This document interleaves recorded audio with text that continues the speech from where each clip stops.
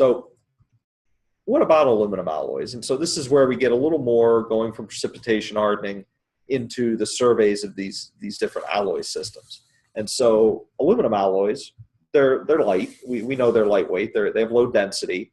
They're about 2.7 grams per cubic centimeter. We know they have high electrical and thermal conductivities. We use them in heat exchangers, electrical wiring in some cases. Their corrosion resistance is a little different. Depends on the environment. They don't always work real well in, say, saltwater environments. They're easily formed. They typically have high ductility. One thing to remember is that they are FCC crystal structures. Now, the other issue with aluminum is it has a very, very low melting point compared to steel, nickel, and a lot of the other alloys that we typically are used to talking about until now. We can work them through cold work. We can alloy them. We can heat treat them. We just talked about that. And so as we start looking at aluminum alloys, we're going to see is aluminum alloys have been around for a little while. Started out as the Aluminum Company of America in Pittsburgh. They've been around. They're widely used. There are a number of different alloy systems out there. But so that led us to a classification system. And so much like steels, aluminum have a classification system, but their classification system is different, as you would expect, because aluminum strengthens, it functions in a much different way than steels do.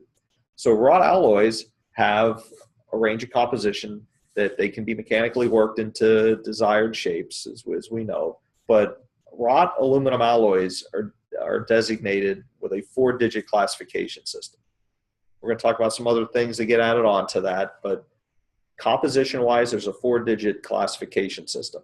The first number is really the only one that means anything. The other numbers is almost sequential within those classes. So the 1000 series aluminum alloys are almost pure aluminum. 2000 series are aluminum copper. 3000 aluminum magnesium. 4000 aluminum silicon. 5000 are aluminum magnesium. 6000 have magnesium and silicon. And then as we go through other different elements. So we have 8 different basic categories. And if we look down, we see that a number of them, the 2000, the 6000, and the 7000 series, are precipitation hardenable, which means that precipitation heat treatment we talked about is applicable to these. We look to strengthen these through those precipitation or age hardening heat treatments. The 1000 and the 5000, though, are non-age hardenable. They really cannot be heat treated, so they're primarily strengthened through work hardening. So we have these different classifications. Now, we start thinking about precipitation hardenable. So, and we looked at the plots that we had there, and we saw how strength can change rather significantly with different heat treatment conditions, solutionizing temperatures, quench sensitive, all of this. And so what you typically will see in aluminum alloys, you'll see initially a 4-digit number dictating sort of the composition. Secondly, you'll see different temper designation. Now, I just put simple ones here. There are a whole range that depend on product form and different things you can do. But what we see here is that we have aging, cold working, solution heat treating, and what's called artificially aged alloys. Now, natural aging, all that really means is it ages while it's sitting on the table, basically, in ambient conditions. Artificial aging means that it's put in a furnace. Now, with a 660 degrees C melting temperature, most of these precipitation hardening heat treatments are at rather low temperatures. They're at maybe a couple 200, 250 degrees C in most cases, somewhere in that range. So they're not really very high. And so a lot of aluminum alloys themselves are naturally aged. What you'll see in aluminum rivets a lot of times is that they are stored in refrigerated compartments to keep them from naturally aging. So the rivet will be kept cold to keep it from aging, and then it'll be put into place to join 2 sheets or whatever might be riveted. And then it'll actually strengthen over time in service just by being exposed to the air. In some cases, sort of the T1 condition is just simply natural aging. In a lot of cases, what we'll see is like T3 is solution treating, working, and then naturally aging, which means just leaving it in ambient. Or T6, and when we look at it, T6 is going to be probably the most common temper designation that you see. And that one is solution heat treating followed by artificial aging. And all artificial aging means is that it is placed in a furnace. And so as we look here, these different T designations after it. So if you see a type of aluminum alloy, you may see a 6061 T6 aluminum alloy or a 6061 T4. Now, natural aging in this T4 condition takes a rather long period of time because the temperatures are low, but it still happens. And so since most people don't want to wait for something to naturally age, they will artificial age it. So these temper designations tell us a lot, as well as the classification of the wrought. So common wrought alloys, of these, the workhorse of the heat treatable wrought is 6061. I see 6061 used in a lot of different places. In this case, what we're seeing here are the heat treated. This is under the T6 condition. What you can start to see is in this one, it's just the T4, but look what happens when you go from natural aging to artificial aging and the increase in tensile and yield strength with still a decent ductility. Or in this case, this is T6 7075. But if we would see the T6 in the 6061, we would see something very similar. 7075 is a widely used aerospace alloy. It's typically used in this T6 heat treatment. And we look at these, and these are some really high. This is a very, very strong aluminum alloy. Here we see how much stronger it is than the 6061. That's more of our workhorse. And we also see in aircraft structures these 2000 series alloys. And so you go from there to more your work hardenable alloys, and you see a significant difference in the strength and the properties. So that's why we look for heat treatable or these age hardenable aluminum alloys all the time. Now, aluminum lithium alloys are one of the more interesting ones, where we actually take aluminum and add a certain amount of lithium.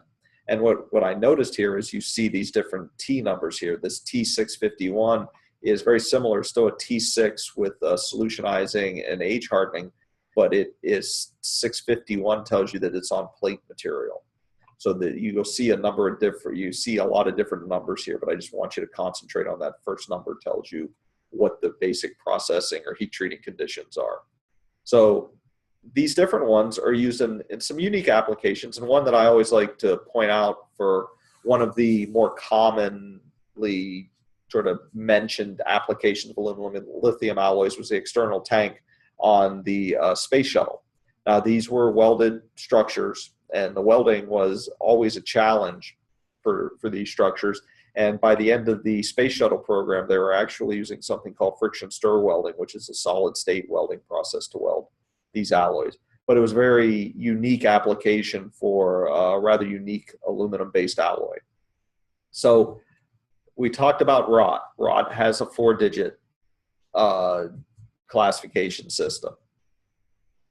The cast ones, I say here 4 because of the dot. Typically what you'll only see in the aluminum alloys are the first 3 numbers.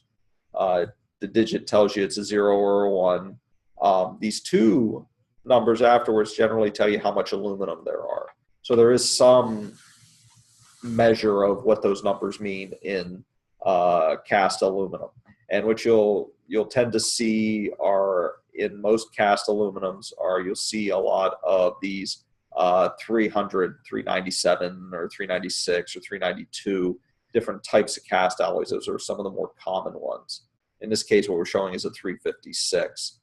And what you tend to see is that there is a pretty good amount of other alloying elements in these that allow them. Now, cast alloys, what you remember, in a lot of cases what we're seeing here and in Callister, they give you the .0 on the end of it to tell you whether it's a bar casting or ingot. I would typically venture to tell you that most of the time when you're dealing with cast aluminum products, you'll see a 3-digit classification system. So do keep that in mind. So it's a quick run through the aluminum alloys. Now, another common lightweight material is magnesium. You see the density is much lower even than aluminum. So magnesiums are really unique it's always surprising to pick up some magnesium and to say how light it is. It's the lowest density of all the structural metals we use. It's HCP, so it's not really very stiff. It has a lot of anisotropy from that HCP crystal structure. Its melting point is low. It can be cast, it can be wrought, it's heat treatable. It's very similar in a lot of those ways to aluminum alloys. And it's actually pretty commonly alloyed with aluminum. Some different ones, you'll see aluminum, zinc, manganese, and the rare earths tend to be where we get a lot of that precipitation hardening, where the rare earths are in there and they're used. So magnesium alloys, though, their weight savings is their primary use. There are a lot of bio applications for magnesium as well, because magnesium is actually bioabsorbable. So your body actually can absorb magnesium. If you take multivitamins, there's magnesium powders in those vitamins. And it's one of the major uses for magnesium. From a structural standpoint, what we tend to see is there's some forging. Die casting is a very common one, and what we tend to see here are places where we want to get the alloying out. We want to get low density material. We want to lightweight the structure. And so we'll see it in cast and wrought. We'll see some different designations, but these designations don't follow those same types of designations that we had seen for the other alloys. So it's not as easy to know exactly looking at it. You have to have some knowledge of magnesium alloys to know what the ASTM or the commercial trade names mean. So it's not too much more to say. Magnesium alloys tend to be used in very specialized applications where there is light weighting. It's a very good anode, sacrificial anode. Remember from our corrosion class, corrosion lectures. So in that sense, it's not really structural. It's almost too good as a sacrificial anode at times. Now, titanium alloys are moving up the scale. So we've gone from really lightweight to almost sort of a mid-density type alloy. Very corrosion resistant, very great material. Has high strength, high melting point, mid-range, or what we consider a low density. The issue is the cost. Titanium is extremely rare. It's extremely difficult because of its high affinity for oxygen to refine. So you can have titania ore, which is titanium oxide, but it's very difficult to convert that titania ore into some type of structural titanium metal. So titanium, if titanium was less expensive, it would be used everywhere. But because it is expensive, we tend to see is it's used by certain industries where money is not really the governing factor for the selection of materials. Aerospace applications. And when I say aerospace, we're talking about a lot of defense-related applications. We're starting to see titanium make inroads into a lot of the other commercial aviation side, mostly because of the need to really get fuel efficiency up and lightweighting of those structures. Medical implants. If you need an orthopedic implant, you're not going to argue over, you're not going to bargain shop for a hip implant in all cases. So money is not as much of an object. Titanium is a very good option there. Petrochemical industries where they need to take advantage of their corrosion resistance as well. Titanium is used in these. Of these, what we tend to see is titanium typically is used in a commercially pure form, or what they consider commercially pure, where there's only certain tramp elements, we call them, or it's used as certain alloys. And in the titanium system, because there really aren't that many titanium alloys compared to steel, we tend to see is their names are basically their compositions. And the most common of these is Ti-6-4. Ti-6 aluminum, 4 vanadium, basically what the composition is. And the way we look at the alloy types for titanium is it depends on what the primary phases are that exist at those temperatures. So commercially pure titanium exists as what they call the alpha phase, which is HCP. But there is a high temperature phase. If you go back, way back when we started talking about phase diagrams, we talked about titanium having an allotropic transformation. It goes from HCP at room temperature on heating to BCC. Now, they found ways in Ti-6-4 and a lot of these other alloys to stabilize that beta so that BCC is there. So it's a two-phase structure in there. And so Ti-6-4 is by far the most common. It was one of the first of the alpha-beta alloys developed. It has hung on, and it's still extremely widely used. If you go into the additive manufacturing field, it's most other titanium alloys are completely ignored in additive manufacturing outside of Ti-6-4.